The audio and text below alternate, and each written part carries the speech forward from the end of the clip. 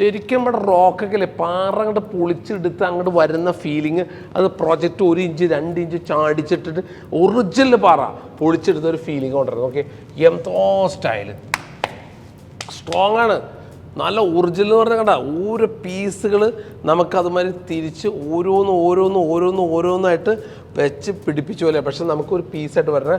നമുക്ക് ഈ സംഭവം എങ്ങനെ വരണേന്ന് പറഞ്ഞു കഴിഞ്ഞാൽ നിങ്ങൾ ശ്രദ്ധിക്കുക, ഇതേമാതിരിയുള്ളൊരു പീസാണ് വരണത്. നോക്ക്, വെയിറ്റ് ഉണ്ട് കേട്ടോ, കണ്ടാ വെയിറ്റ് ഉണ്ട് കേട്ടോ, കണ്ടാ വെയിറ്റ് ഉണ്ട്. ഇത് കോൺക്രീറ്റ് പ്രൊഡക്റ്റ് കണ്ടാ, കോൺക്രീറ്റ് പ്രൊഡക്റ്റ് കണ്ടാ, ഇത് വെയിറ്റ് ഉണ്ട് കണ്ടാ. ഈ സംഭവം നമ്മൾ കണ്ട ഇതുമാതിരി അങ്ങോട്ട് ഫിറ്റ് ചെയ്താൽ, വീട്ടിലൊട്ടിച്ചാൽ പിന്നെ തിരിഞ്ഞു നോക്കണ്ട, റോക്ക് മാറിക്കും. പക്ഷെ റോക്കിൻ്റെ വെയിറ്റ് ഉണ്ട്.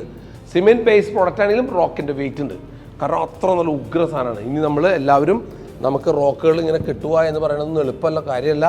അതുകൊണ്ട് നമ്മൾ എല്ലാവരും മാറി ചിന്തിക്കണം. ഇതിൻ്റെയൊക്കെ നോക്കി ഇനിയിപ്പോൾ ഞാൻ കാണിച്ചു ഇവിടെ കണ്ടാലും തീരാത്ത പ്രൊഡക്റ്റാണ്.